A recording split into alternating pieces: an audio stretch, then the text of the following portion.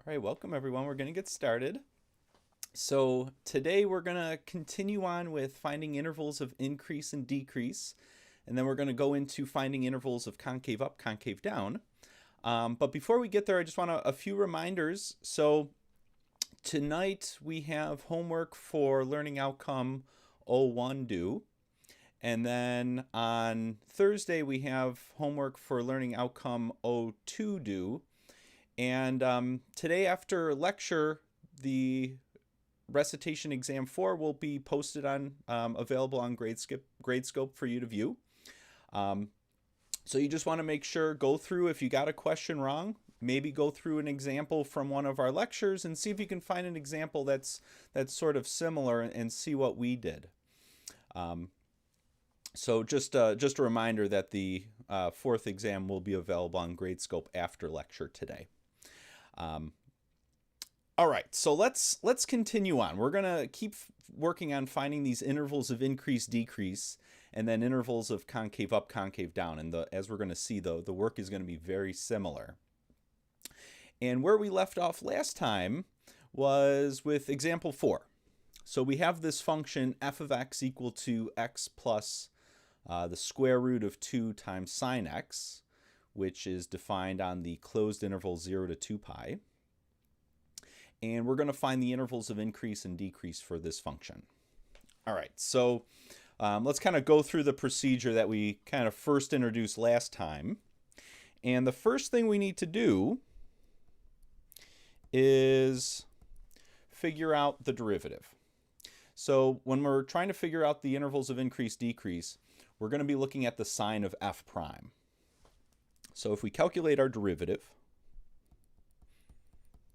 of x is 1, and then derivative of sine is cosine. So we get 1 plus square root 2 times cosine of x. So that's our derivative. Once we have our derivative, then we want to look for those places where f prime does not exist and where f prime is equal to 0. So f prime does not exist. We don't have to worry about that one here, because normally where we run into that is if we have division by 0, if we have negatives under square root signs, or if we have log functions. So I don't see any division, I don't see any negatives under square roots, and I don't see any log functions. So we're okay. There's no issues here. So this derivative always exists. Now for where the derivative is 0, we're just going to set our derivative equal to 0, and we're going to solve for x. Now, solving a trig equation can be a little tricky. So there's important angles that are helpful to remember, and it's also helpful to remember what the graph of sine and cosine looks like. So we're going to see kind of the approach to take for solving a lot of these trig equations in some of the homework problems that you're going to see. So let's try it with this one. So we want to solve for the trig term, essentially. And if we do that, we get cosine x is equal to negative 1 over square root 2. And it might be helpful to rationalize that. So really multiply by a fancy 1. Normally we use that kind of approach. So we get negative square root 2 over 2. So that's what cosine x is equal to here. Now we want to be able to keep going. We want to solve for x. And if we look at our graph here, this is the graph of cosine x. And let's look at kind of a few places. So what we're trying to find, this is the y value positive square root 2 over 2.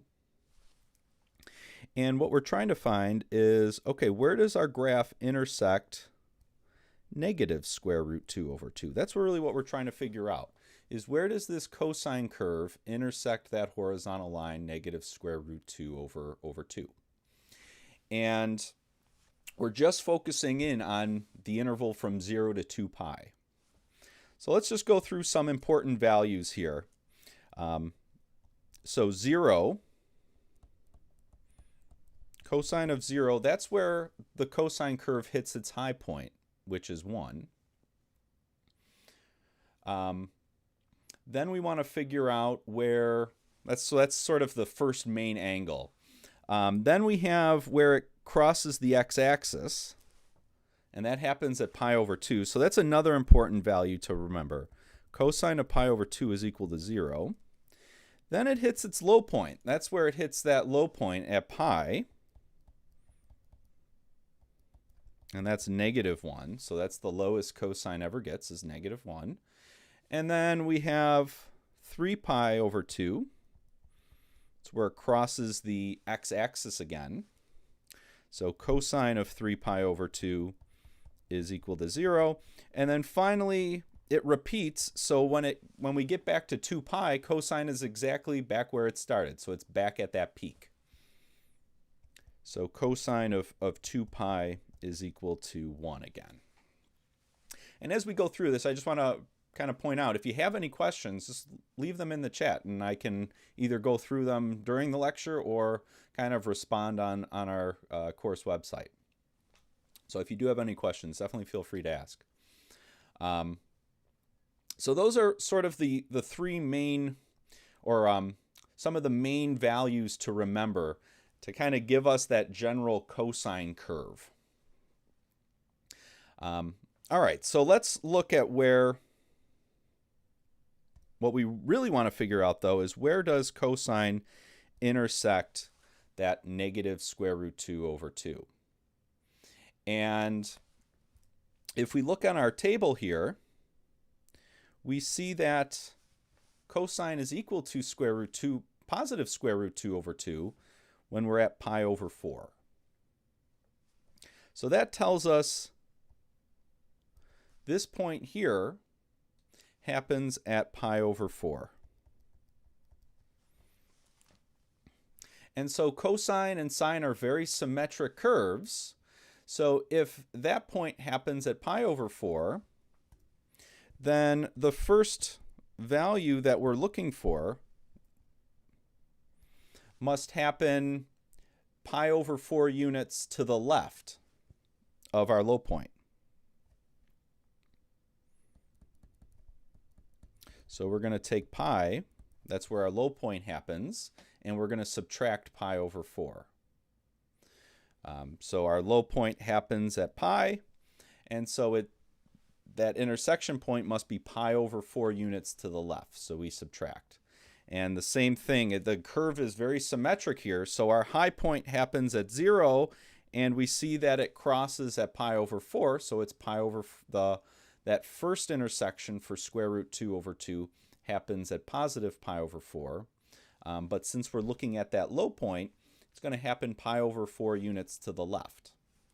Then our second value must happen pi over 4 units to the left or to the right of that low point. So our low point happens at pi, so we must happen, it's to the right, so we add pi over 4. And if we do the arithmetic here, this one ends up being 3 pi over 4. This one ends up being 5 pi over 4.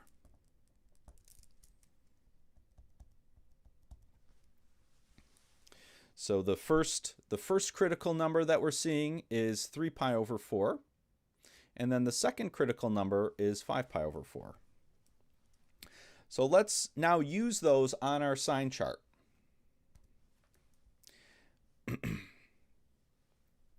So we found 3 pi over 4 and 5 pi over 4. Those are our critical numbers.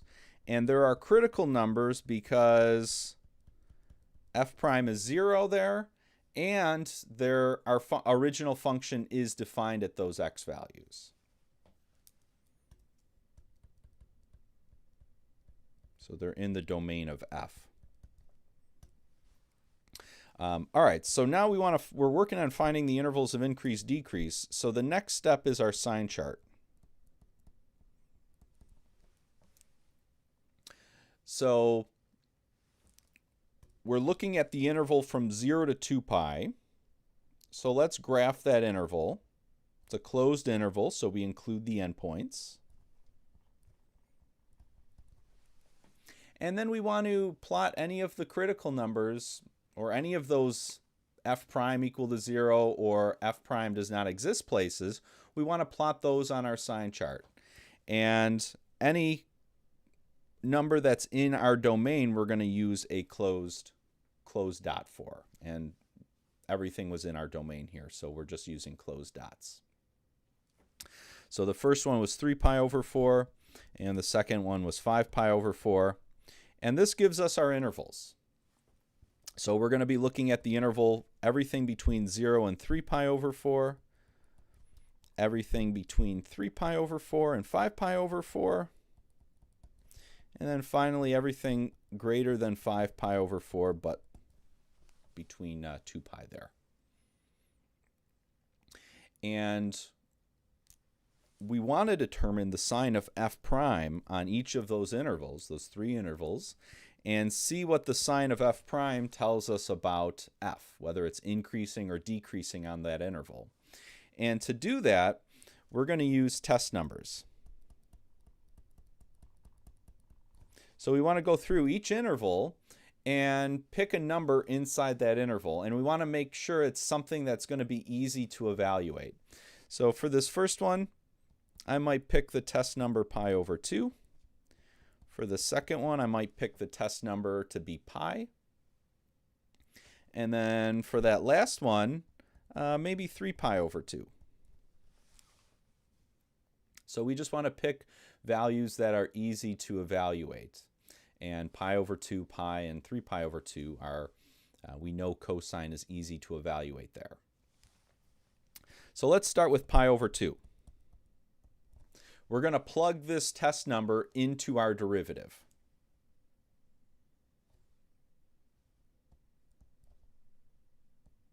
So we're going to plug it into f prime.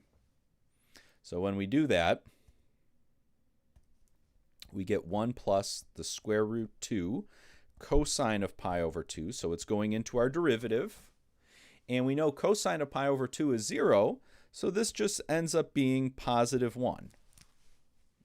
So on that first interval, we know our derivative is positive because our test number gave us a positive value. Then we go for our middle interval. We picked a number there, pi. Hopefully pi is nice and easy to evaluate. And we're going to plug it in. And when we do that, we get 1 plus square root 2 times cosine of pi. And we know cosine of pi is negative 1. So this ends up being 1 minus square root 2. And we don't really care what the actual number is. We just want to know, is it positive or negative? And that ends up being negative. So square root 2 is about 1.41. So we end up with something around negative 0.41. So that's negative on that interval, that middle interval. And then finally, we want the last interval. So we're going to use our test number. There we picked 3 pi over 2. Plug it in. We're plugging it into the derivative. So we get 1 plus square root 2 times cosine 3 pi over 2. And cosine of 3 pi over 2 is 0. So this ends up being plus 1 again. So we don't really care about the number. We just care that it's positive. So on this interval here, our derivative is positive. And so the last step then is to just draw the conclusion. So f prime, when it's positive, that means our original function is increasing. And when f prime is negative, it means our original function f is decreasing on that interval. So f is increasing on the interval from 0 to 3 pi over 4, and on the interval from 5 pi over 4 to 2 pi. And then f is decreasing on that middle interval, 3 pi over 4 to 5 pi over 4. And for our purposes here, we're just going to use open intervals. So f is increasing on those two kind of ends, and then in the middle there, on that middle interval, it's decreasing. All right. So that was just a little example for involving trig functions. Let's try one more of these. And this one's going to be kind of on the more difficult side of things. And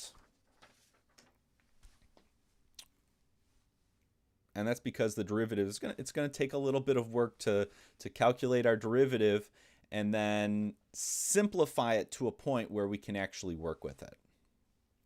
So let's try it out. We want to go through our steps here. First step is calculate the derivative. So our function here is x raised to the 2/3 power times 6 minus x raised to the 1/3 power, and we want to do the derivative. And what we notice is that this is a product. It's some x term on the left, some x term on the right, and we're multiplying them together. So we have to use the product rule here.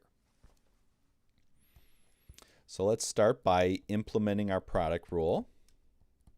Write down 2 copies of our function, put a plus sign in the middle. In the first copy, we differentiate the first term. In the second copy, we differentiate the second term. So that's product rule. All right, so let's actually do the derivatives. So for that x to the 2/3, bring down the 2/3, keep x the same, and then we subtract 1 from the exponent to give us negative 1/3. And then we have 6 minus x to the 1/3 power. Then we have plus x to the 2/3 power. And let's do the derivative of that other term. And for that one, we have to use chain rule. So this one we have to use chain rule on. So we bring down the exponent, which is 1/3. Keep what we have inside the same. So 6 minus x. Subtract 1 from the exponent. So we go down to negative 2/3. And then we have to take those terms that are inside and multiply by their derivative. So we want to do the derivative of 6 minus x. And that ends up being just negative 1 there. So if we were doing the derivative, once we did the derivative of that 6 minus x, we could just stop.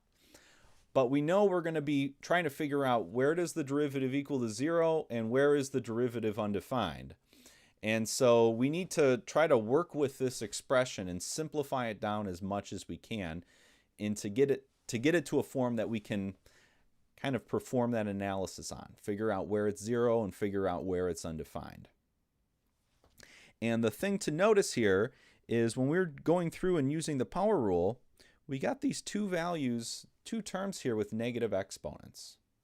So as soon as you see negative exponents, you want to convert those to fractions.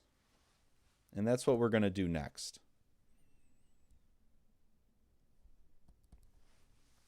So for this first piece here, let's write that whole thing as a fraction. So we're going to have the 2/3 in front, and then the 6 minus x to the 1/3 power, that's a positive exponent, so we can put that in the numerator. And then the one with the negative exponent, we can put that in the denominator. So we get 2/3 times 6 minus x raised to the 1/3 power over x raised to the 1/3 power. So that's the first term. Now let's see what happens with our second term here. So it's going to be negative. And then let's put that 1/3 in front. And the x raised to the 2/3 power is the positive exponent. So we'll put that in the numerator. So we get x raised to the 2/3 power. And then the 6 minus x has the negative exponent, so we'll put that in the denominator. So 6 minus x raised to the 2/3. All right, so we have two fractions now, and the way we work with fractions is we try to get a common denominator. So that's what we want to do next.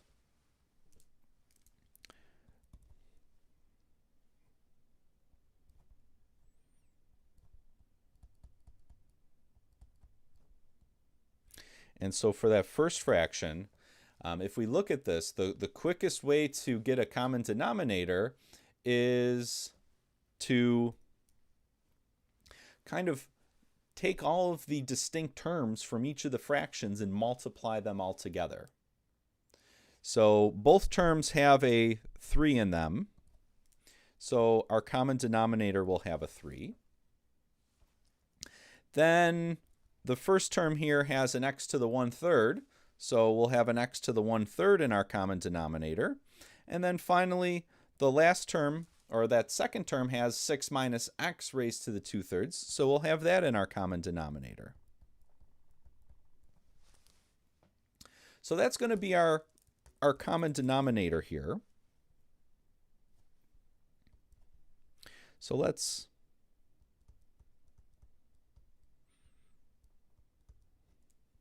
kind of write that for both fractions.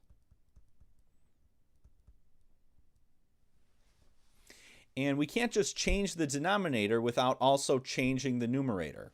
So for this first fraction, the 6 minus x to the 2/3, we had to put that in. So we have to put that into the numerator as well. So we're going to have a 6 minus x to the 2/3 up there as well.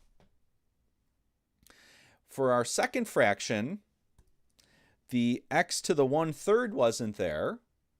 So we're going to have to put that in the numerator for that second fraction. So we'll put an x to the 1/3 up there. Just to make sure we're doing, if we change the denominator, we have to change the numerator in the exact same way. All right, so now we want to simplify. Now that they're in the common denominator form, we can combine them into one fraction. So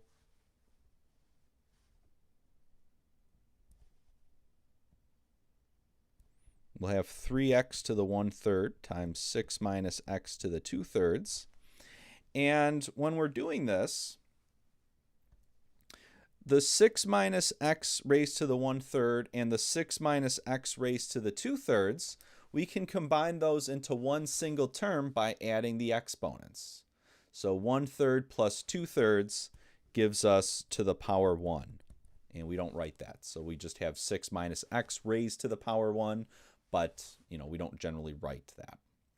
And then same thing for the other gadget on the second fraction there. We had x to the 2/3 and x to the 1/3, same base, so we can add exponents. So we get x raised to the 2/3. So we get x raised to the 2/3 plus 1/3, and that just ends up being x raised to the power 1, but we don't write raised to the power 1.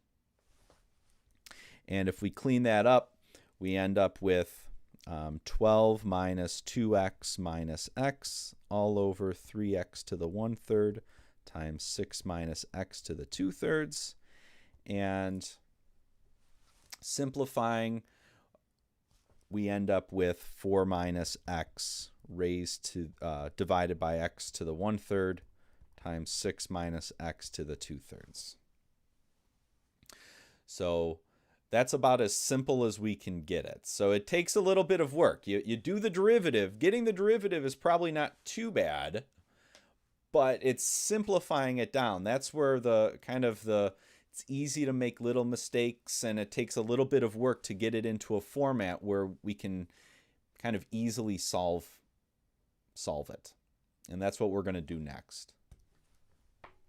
So that's a good format for figuring out, going on to step 2 and figuring out where f prime is equal to 0 and where f prime does not exist.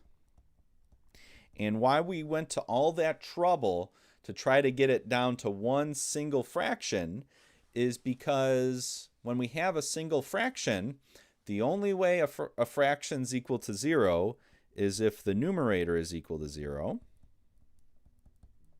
And the only way a fraction is undefined is if the denominator is equal to 0.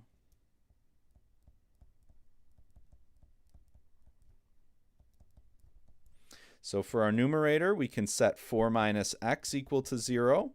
And if we solve that, we get x equal to 4. And then for our denominator, it's already factored, so we just set each of those individual factors equal to 0.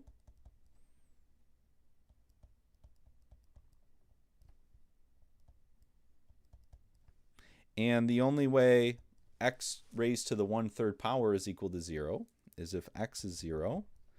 And for that factor, the only way that's equal to 0 is if x is equal to 6.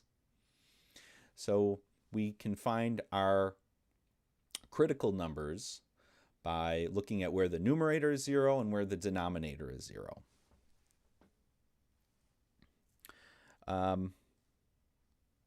So the question, isn't it 4 minus 3x for the numbers since it's negative 2x?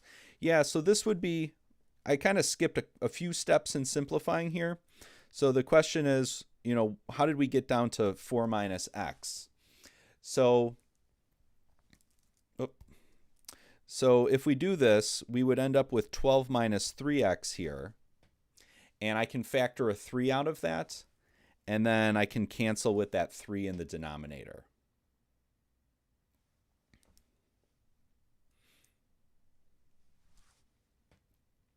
So if I do simplify the numerator there, I can get the 3 out. So it becomes 3 times 4 minus x. And then the 3 that was in the denominator will cancel with that 3 in the numerator. And so we're just left with 4 minus x in the top.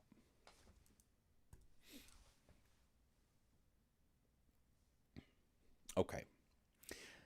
So that gives us our kind of 3 critical numbers to consider.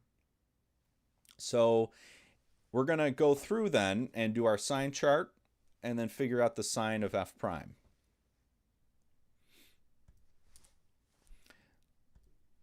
So that's kind of the hard part, what we just did, getting the derivative and then getting it to a format, a simplified format where we can kind of solve it.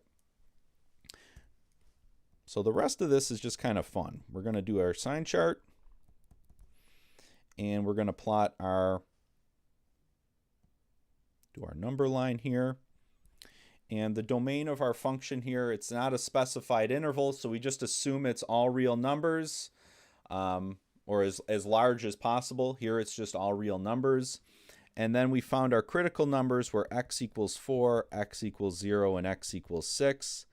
And these are critical numbers because they are in the domain of our original function.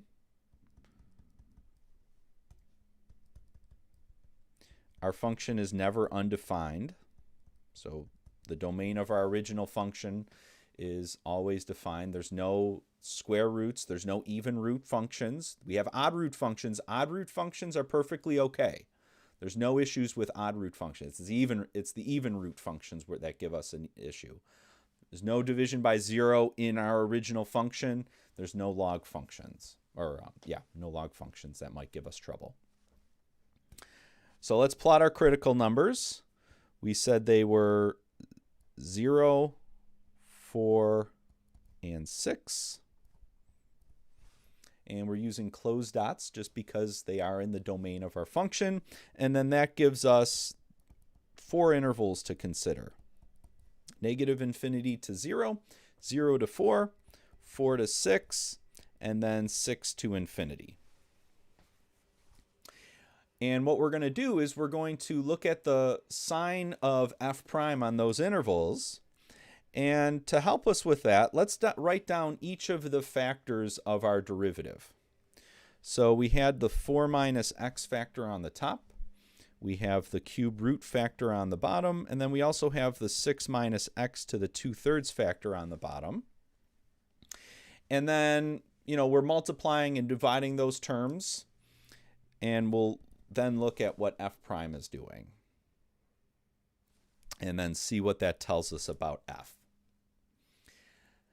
And to help us with that, we might use test numbers if needed. So you want to go through and just, in each of those intervals, pick an easy to use number. So maybe in this first interval, if we need to, we could use -1. Maybe in the second interval here, we could use +1. Maybe 5 for that other one, and then maybe like 7 for that last one. Try to keep it to integers if you can, but if not, make it easy to work with. All right, so we want to figure out the sign of each of those factors on those intervals. And so the first thing, let's start with maybe the easiest one.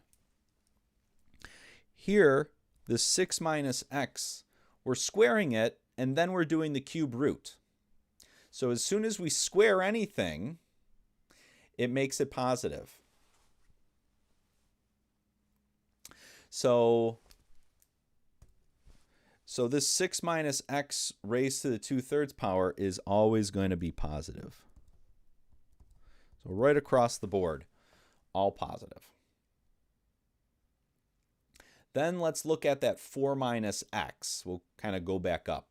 4 minus x. Where is that one positive, where it's negative? So let's use that first test number, -1. If we plug -1 into 4 minus x, we'd end up with +5.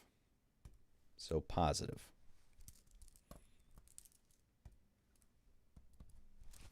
Then what about the cube root of -1? Well, the cube root of -1 is -1. So cube root negative. Then let's go to that next interval, 0 to 4. We have our test number there, which is +1. So let's plug +1 in. 4 minus x is +3 in that case, so positive. Cube root of 1 is 1, so positive. Go to the next interval. We're using test number 5 there. So 4 minus 5 is -1, so negative. And then the cube root of a positive number is positive, so positive.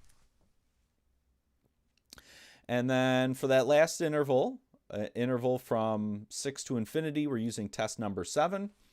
4 minus 7 is -3, so negative. And then the cube root of a positive is positive, so positive. And then we just go through and figure out what happens when we multiply and divide those positive and negative terms. So when we have one negative, we end up with f prime being negative. All positive means f prime is positive, and then negative and negative. So f then is decreasing on this interval, increasing on that interval, and then decreasing for those remaining intervals. And we just want to write that out then to kind of formalize our result.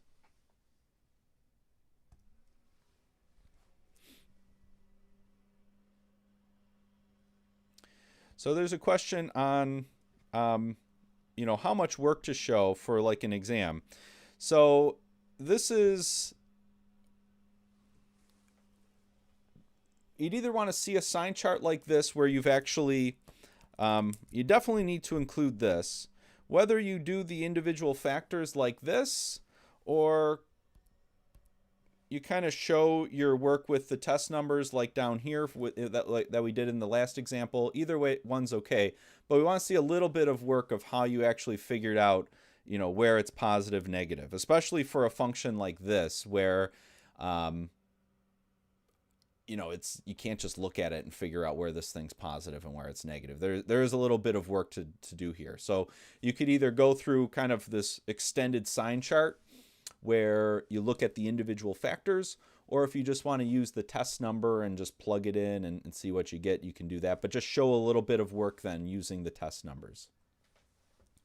All right, so let's kind of formalize our result here. So f is increasing on the interval from 0 to 4, and then f is decreasing on those 3 other intervals. So minus infinity to 0, 4 to 6, and from 6 to infinity. And if we wanted to get clever, we could combine those last 2 intervals into one interval.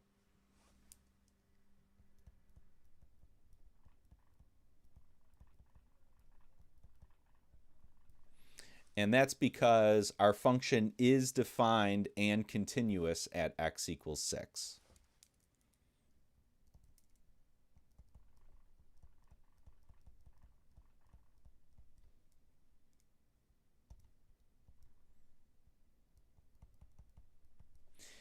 If x wasn't continuous at x equals 6, then we couldn't necessarily combine those.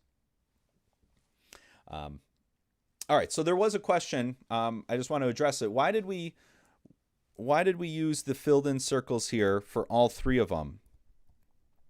So we did that because those are critical numbers and because they're in the domain of our original function f.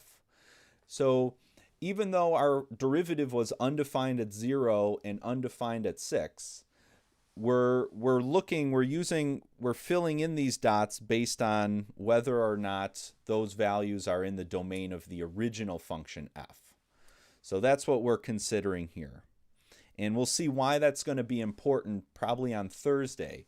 We want to keep track of those numbers, those critical numbers that are actually in the domain of our function.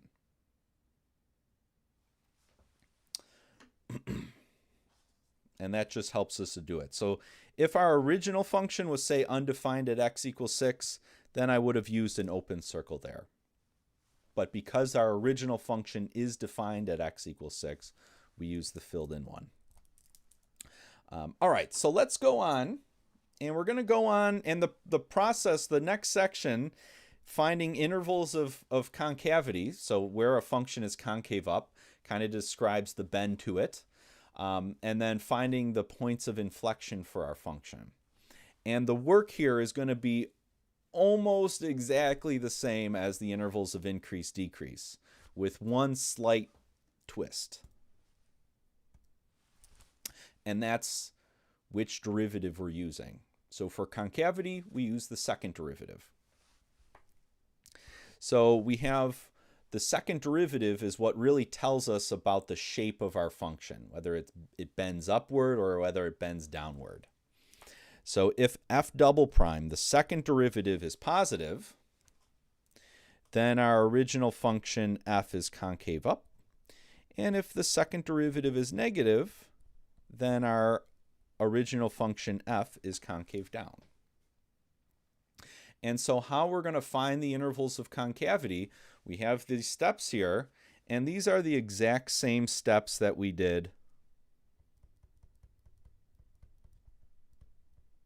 So it's the exact same process for increasing, decreasing. The only difference is when we did increasing, decreasing, we're looking at the first derivative, f prime, and when we're doing concave up, concave down, we're using the second derivative. But the idea and the procedure we're going to use is exactly the same. And so we're going to be interested in where the second derivative is 0 and where the second derivative is undefined. And to give those places a name, we'll call those possible inflection numbers. So for the first derivative, we were calling those critical numbers. For this one, we're going to call those possible inflection numbers. And so when we do our sign chart, any of those places where f prime is equal to 0, or f double prime is equal to 0, or where f double prime does not exist, we're going to use our filled in dot if that value is in the domain of the original function f, and we'll use an open dot if it's not in the domain.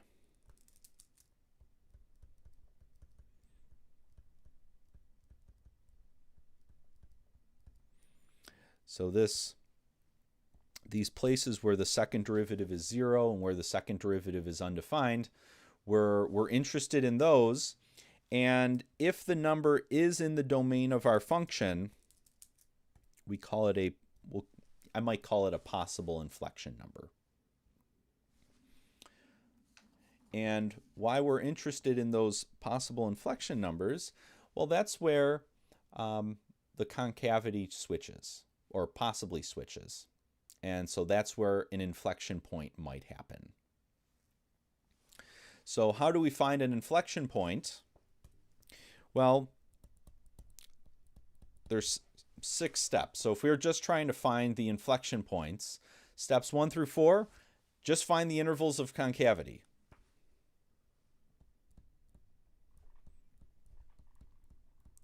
And then there's a little bit extra to check for the inflection points. So step 5 then, once we have our intervals of concavity, step 5 then is to determine the inflection numbers of our function f. So these are the x values of our inflection point.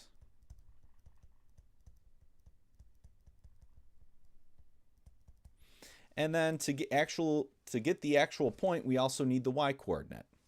And so to do that, we're going to take our x value and we'll plug it into the original function f. And that'll give us the y value. And so this is the original function. So when we're trying to get the inflection point, we're going to use our original function f. And so the important thing here for it to actually be an inflection number is f double prime needs to switch signs at that x value. So we have to go from either concave up to concave down, or we have to go from concave down to concave up. So we need to see that sign change happen. So this is the important part here. What makes it from a possible inflection number to an actual inflection number is that the second derivative switches signs. So for it to actually be an inflection number, the second derivative has to be 0 or undefined. And we need to see that switch in concavity happen. And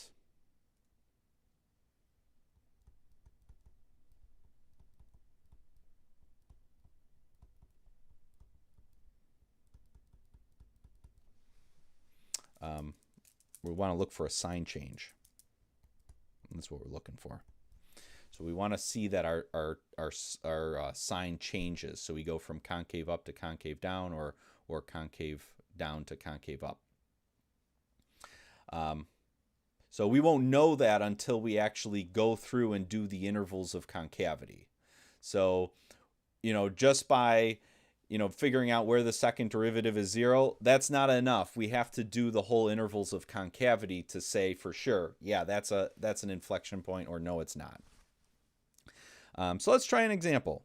We're going to go through the whole process of finding the intervals of concavity and then finding any inflection points. So these are going to be the same functions we looked at for intervals of increase-decrease. So the first one here is the function 1/3 x cubed minus 2x squared plus 3x plus 1. And we did this one before, so we calculated the derivative. First derivative, we got x squared minus 4x plus 3. So we're going to go through. First step here is to calculate f double prime. And f double prime in this case, the second derivative, is 2x minus 4. Once we have our second derivative, step 2 then is to figure out, okay, where is that equal to 0 and where is that undefined? Same game that we were playing before, but now we're just doing it with the second derivative. So we set our second derivative equal to 0, and we get x equal to 2. And then for the second derivative being undefined, we're looking for fractions. positive or square roots or log functions. We don't see any of those. Our second derivative is always defined here. So there's no place where our second derivative does not exist. All right, so we found that. Next step, we want to do our sign chart for f double prime. So we're going to do our number line. And we're going to plot any of the points that we found in step 2, which was only x equals 2. So that gives us the interval from negative infinity to 2 and the interval from 2 to infinity. And what we're going to do is we're going to look at the shape of, we're going to look at the sign of f double prime on each of those intervals and see what that tells us about the shape of f. And to help, maybe we use test numbers.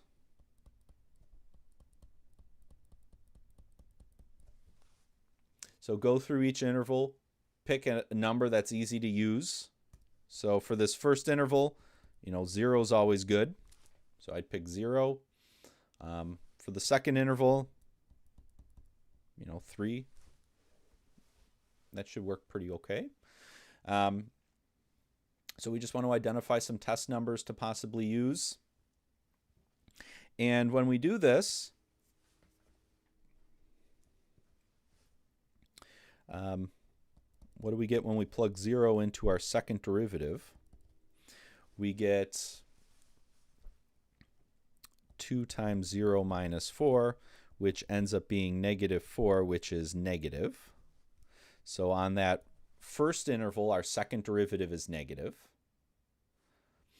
And then if we do the same thing for the other test number, t equals 3,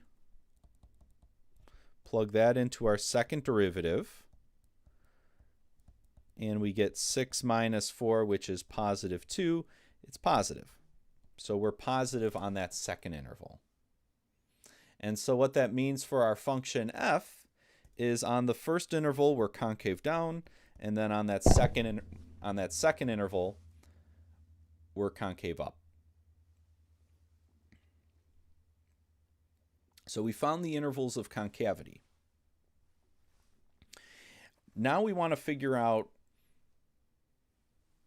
the inflection points. So that's the next step.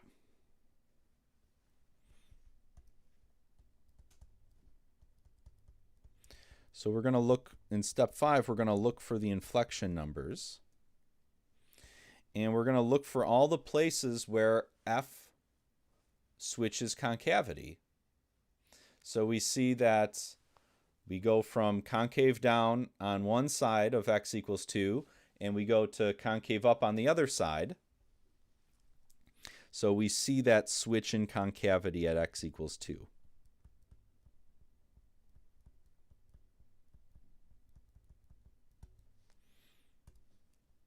So that is an inflection number, so we do have an inflection point there. And then step 6, get the y value.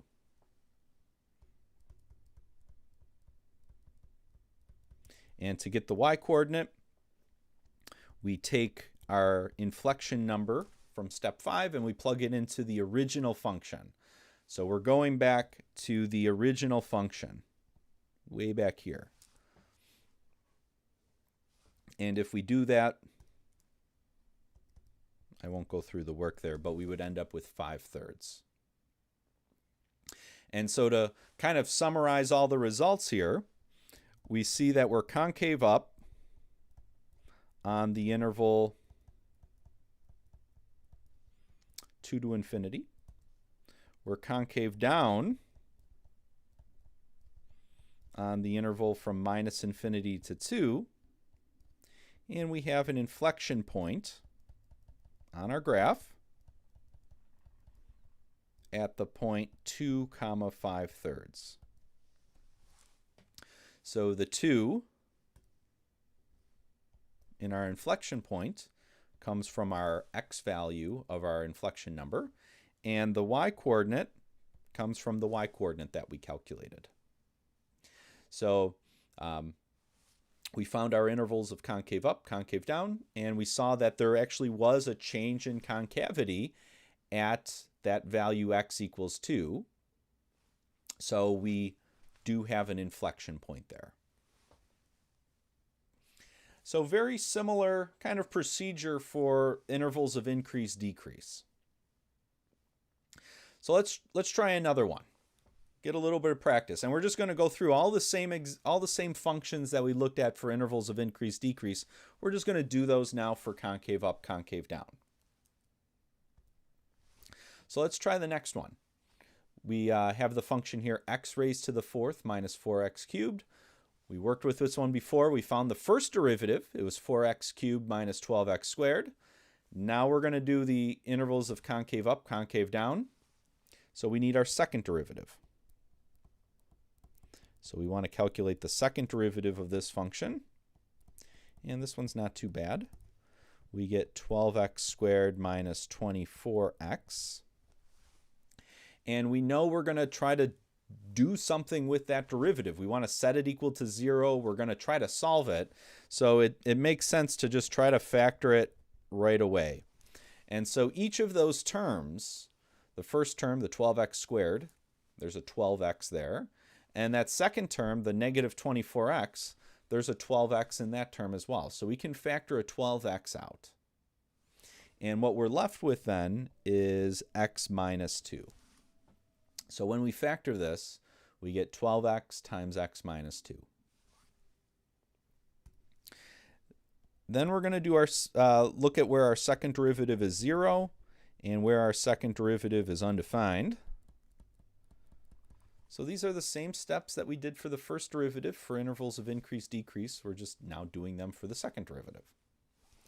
All right, so let's take our factored version, set it equal to 0.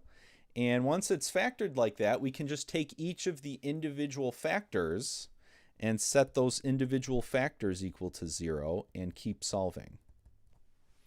So we take the 12x, set that equal to 0. Take the x minus 2, set that equal to 0. And then what do we end up with? X equals 0 and x equals 2. We also want to look for where our second derivative is undefined. It's a polynomial, so there's no division, there's no log functions, there's no even roots, so there's no issue here. So there's no place where this second derivative is undefined. And the only thing we want to mention here is these two values that we found, these possible inflection numbers, they are in the domain of our original function. So those are the only places where we might have a change in concavity. We don't necessarily know that. We have to get the whole intervals of concave up and concave down. But if we do have an inflection point, it can only happen at those values here. All right, so keep those two numbers in mind, x equals 0 and x equals 2. And next step is to do our sign chart.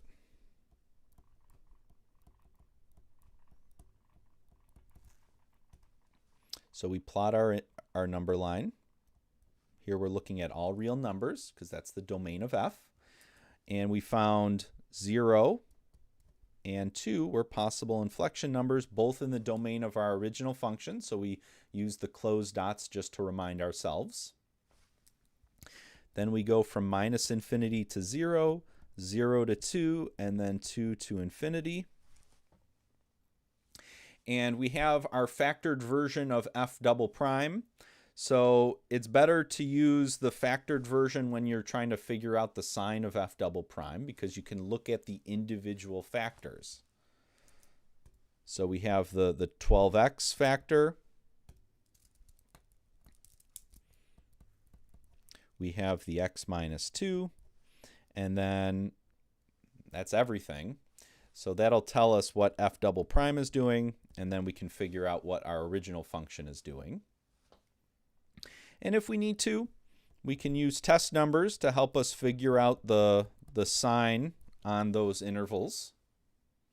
So, keep things easy, maybe like -1, +1, maybe like +3, t equals 3.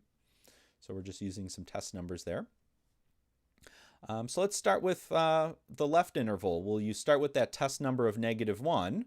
When I plug -1 into that 12x, I get -12, so I get negative. Then when I plug -1 into the other factor, x minus 2, I get -3, so also negative. Then I go to my next interval, where I'm using test number +1. So I plug that into the first factor, the 12x, I get +12. Plug it into the second factor, I get 1 minus 2, so negative. And then keep going. Go to the next interval. So there I'm using test number 3. So when I plug 3 into the first factor, I get 36. It's positive.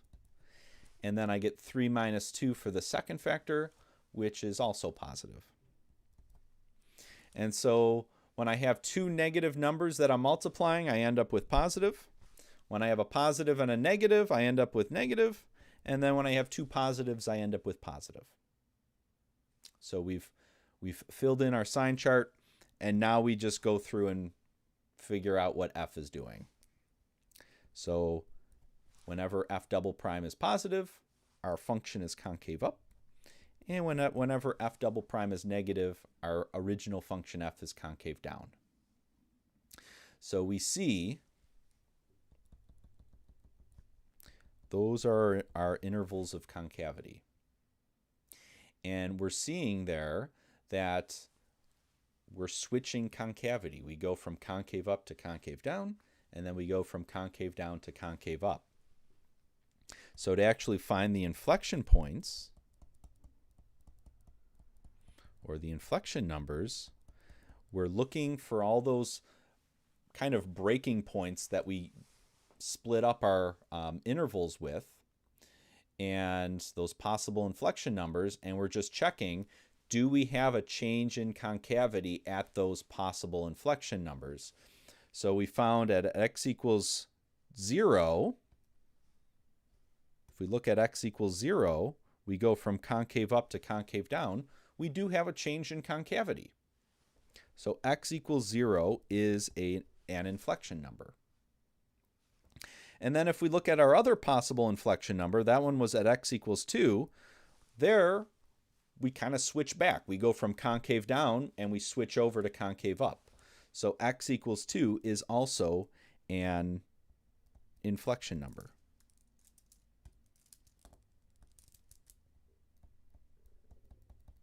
So we have a change in concavity, and these are in the domain of our original function f. So if our original function was undefined at one of those values, there's no way it could be an inflection point. The inflection point actually has to be a point on the graph. So that's why we need those values to be in the domain of our original function. And then finally, once we have our inflection number, or inflection numbers, then we just want to figure out the y-coordinates to actually get the whole point. So for x equals 0, we're going to plug that into our original function. So going back to our original function, that's the one, it feels weird. We're doing all this work and we're investigating this original function x to the fourth minus 4x cubed, but in a lot of the calculations and everything, we're using the derivatives. So it always feels a little weird when you get down to the end, you're trying to figure out the inflection points. You have to remember, go back to the original function. And when we plug 0 in to that original function, we get 0. And when we plug 2 in, what do we get? We get negative 16. So let's just summarize our results then. We're concave up on the interval from minus infinity to 0 and on the interval from 2 to infinity. We're concave down on the interval, everything in between, 0 to 2. And then we found two inflection points.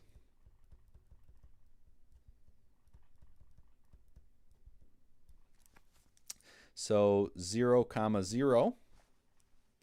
So x value is 0, y value is 0. And we found an inflection point at 2 comma negative 16. So x value, y value. All right. So that's really it. That's the procedure here for concave up, concave down, and inflection points. Very similar work to what we did for intervals of increase, decrease. Let's try another one. Make it a little bit more interesting. And we're going to look at one where our domain of the original function have some places where we're undefined. So let's look at the function 2x squared over x squared minus 1. Same function we looked at before, and there we calculated the first derivative. We got negative 4x over x squared minus 1 squared. So we're going to go through and do our intervals of concavity. So we want the second derivative, f double prime. So to get f double prime, we're going to do the derivative of f prime. And when we look at this, we see quotient rule. Got to use the quotient rule here. So let's go through and apply the quotient rule.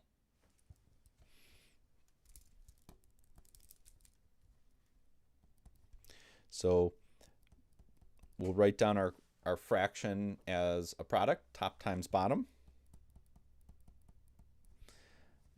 minus top times bottom, all over the original denominator squared. And we're doing this to f prime here. So the original denominator of f prime was x squared minus 1 squared. So we're squaring that. And then in the numerator, we apply the derivative to the first term, and then we apply the derivative to the second term there in our second copy. So that's quotient rule. Now we go through and we just keep differentiating, and then we're going to try to simplify this down. So that first derivative there in the numerator is negative 4. We have a double negative there in the middle, so that just becomes positive 4x. And then the derivative of x squared minus 1 squared, we have to use chain rule for that. So we bring down the 2, keep what we have inside the parentheses. I ran out of room. And then we take what's inside the parentheses and we multiply by its derivative. So we're going to do the derivative of x squared minus 1.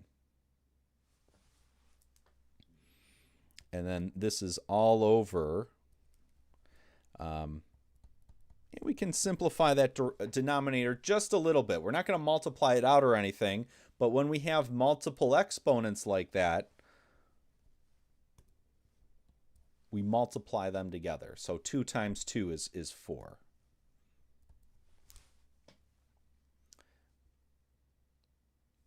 All right, so let's keep going. We know we're going to have to try to factor this, try to simplify it down. So let's keep going. And yeah.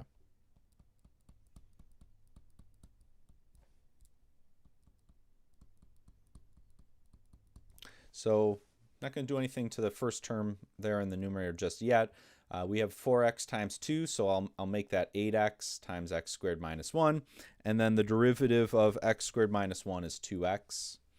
And then this is all over x squared minus 1 raised to the power 4. Now, we can do a little bit of simplifying here. So we're always trying to think, can we factor in any way? And most of the work we're going to do is in the numerator. So we want to try to factor the numerator, or if necessary, multiply things out in the numerator. But when we look at this, the first term here has an x squared minus 1 factor. The second term also has an x squared minus 1 factor. So we can actually factor that x squared minus 1. We can factor one copy of that out of the numerator. So when we do that, we get x squared minus 1. Let's factor that out. And so what we're left with in the first piece is negative 4, and we still have an x squared minus 1 there. Then we have plus 8x times 2x. And then this is all over x squared minus 1 raised to the power 4. And then we can cancel. We see there's a common factor now. So we can cancel this x squared minus 1 out with one of the copies down in the denominator.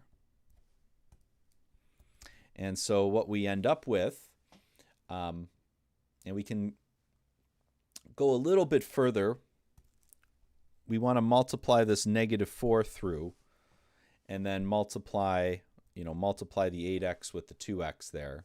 So if we do the canceling and then multiply things out, we end up with negative 4x squared plus 4 plus 16x squared all over x squared minus 1 cubed.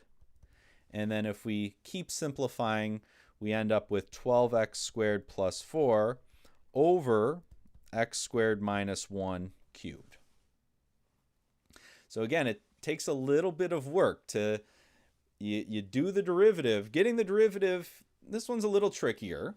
Getting the second derivative is a little trickier.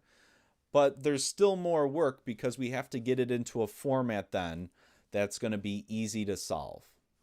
So we have to factor, multiply things out, simplify as much as we can. And so this is a good format now. We have everything as a single fraction. So we're going to look for where the second derivative is 0 and where the second derivative is undefined. All right, so when we have a fraction, the only way a fraction can be 0 is if the numerator is 0. And the only way a fraction can be undefined is if the denominator is equal to 0. So we just go through and we set the numerator to 0, set the denominator to 0, and then we keep solving. So 12x squared plus 4, set that equal to 0. X squared minus 1 cubed, set that equal to 0. And for that first equation, there's no solution. There's no way you can take 12x squared, which is always greater or which is always positive, add 4 to it and get 0. There's no way you can take two positive numbers and get 0. So there's no solution there. Another way to see that is try using the quadratic formula, and you'd get a negative under the square root, which we're talking about real numbers here. So negatives under square roots outside the scope of this course. So if you were to try to use the quadratic formula to solve that equation, you'd get an imaginary number, a negative under the square root. So we don't have any real solution there. What about that second equation, x squared minus 1 cubed equal to 0? Well, we can do the cube root of both sides to cancel out the cube, and that would give us x squared minus 1 is equal to 0, and solving that we get x is equal to plus or minus 1. So we get two values there, positive 1 and negative 1. All right, so we did our derivative. Our second derivative, figured out where the second derivative was 0, figured out where it was undefined. Now in the next step, we're going to do our sign chart and find the intervals. So that's the next step, do our sign chart.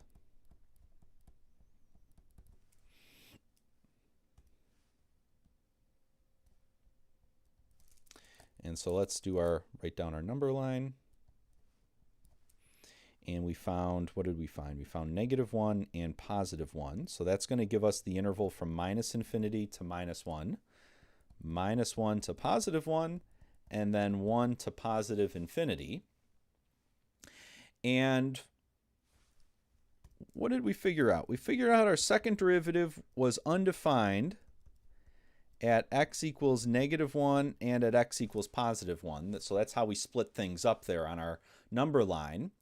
But if we go to our original function is also undefined at those x values. So these are not in the domain of f.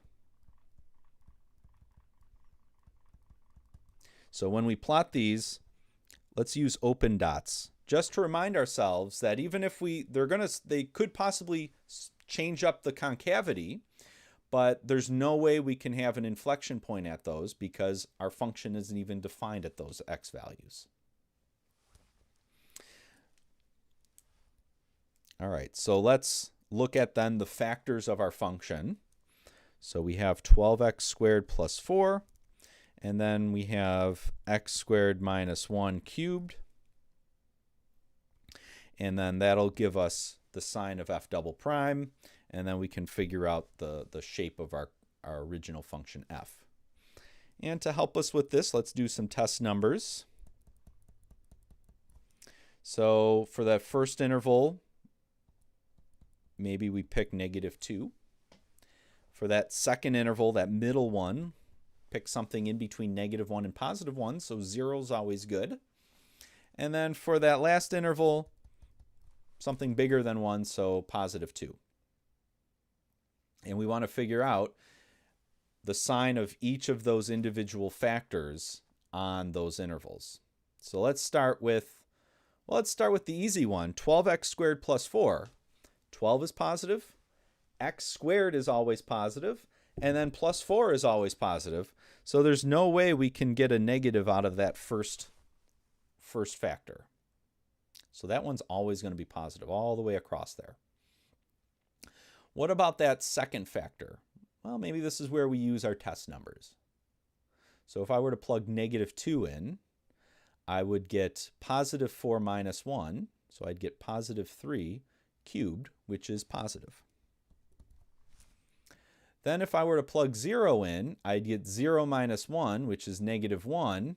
And -1 cubed is -1. So I'd end up with negative. And then plugging in our other test number, 2, I would get 4 minus 1, which is 3, and 3 cubed is positive. So for that first interval, when I have a positive number divided by a positive number, the result is positive. For that second interval, when I have a positive divided by a negative, the result is negative. And then finally, for that last interval, positive divided by positive is positive. And so that lets us say on that first interval, our original function is concave up. On that middle interval, our function is concave down. And then we're concave up on that last interval. So we figured out our intervals of concavity. And then the last thing is, let's look for inflection points.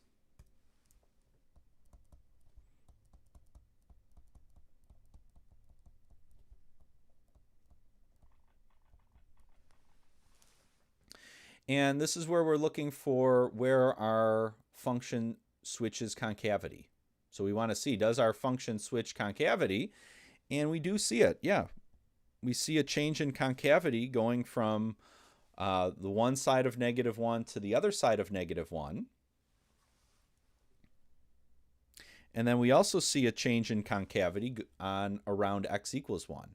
So we do see a change in concavity around x equals 1.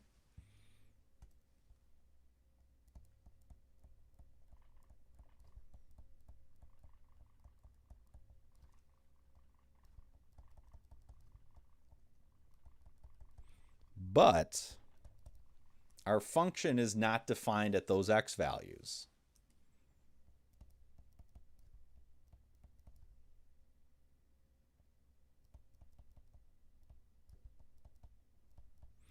So close, but they don't quite make it. Our function is not defined at those x values, so there's no inflection numbers, and that means there's no inflection points.